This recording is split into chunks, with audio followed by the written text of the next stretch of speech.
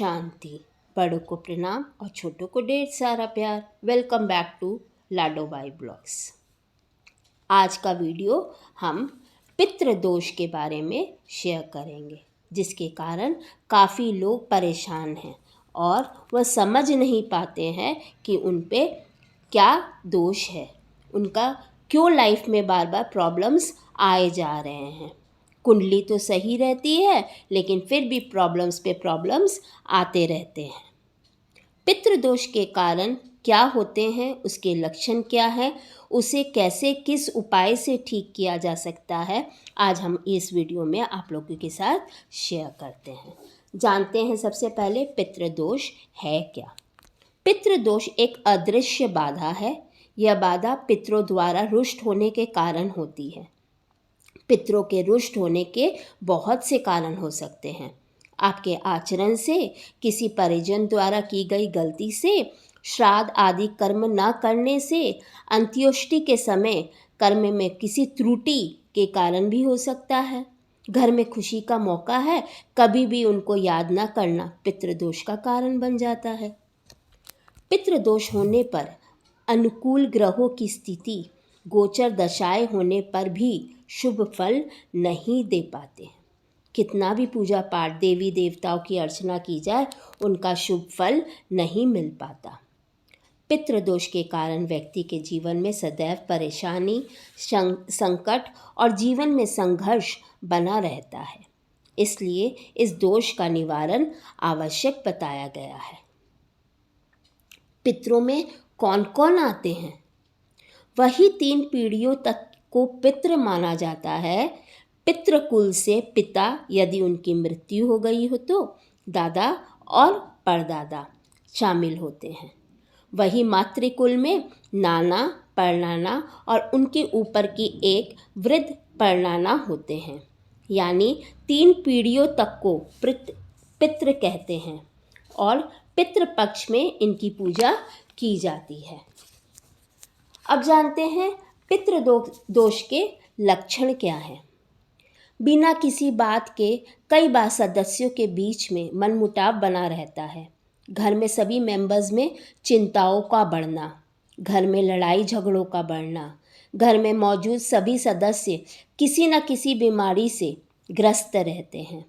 घर के बच्चों की शादी में किसी न किसी तरह की अड़चन आने लगती है।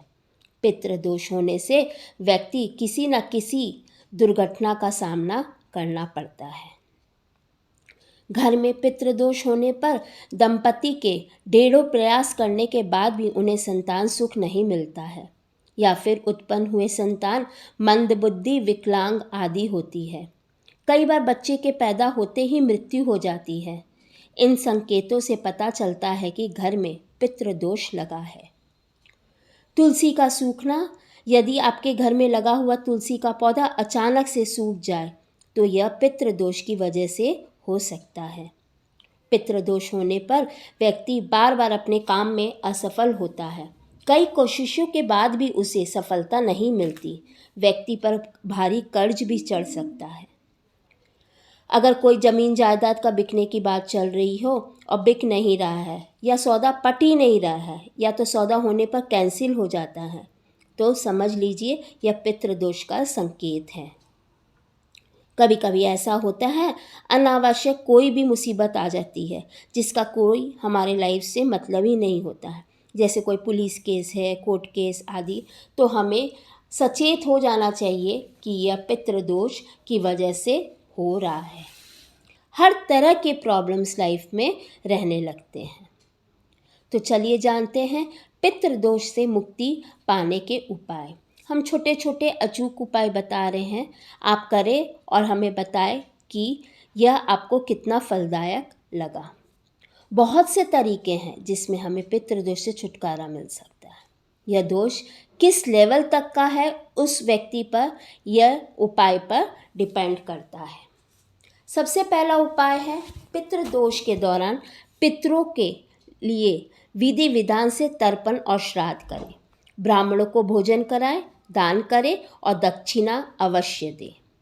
दूसरा उपाय है, पीपल के पेड़ में जल चढ़ाएं। हर शनिवार सरसों का तेल पेड़ के नीचे रखे और दीपक जलाए। शनिवार के दिन पेड़ के नीचे कुछ मिठाई रखे जिससे कि उसे चींटियाँ खा ले। तीसरा उपाय है जल में काले तिल मिलाकर दक्षिण दिशा की तरफ मुख रखकर सूर्य भगवान को अर्घ दे, तो इससे भी पितृ दोष से मुक्ति मिलती है। चौथा उपाय है अमावस्या के दिन अपने पितरों के नाम का भोजन कराएं। नहीं पॉसिबल हो रहा है भोजन पकाने का, तो आप सूखा थोड़ा सा बिना पकाया हुआ राशन भी दे सकते हैं, जैसे आटा हुआ, तेल हुआ, हल्दी, आलू, जो आपका मन हो यह सूखा राशन आप कोई भी ब्राह्मण को दे दें। अमावस्या के दिन गाय को हरा चारा खिलाए और पितरों के नाम का भोजन निकाले और गाय को खिलाए।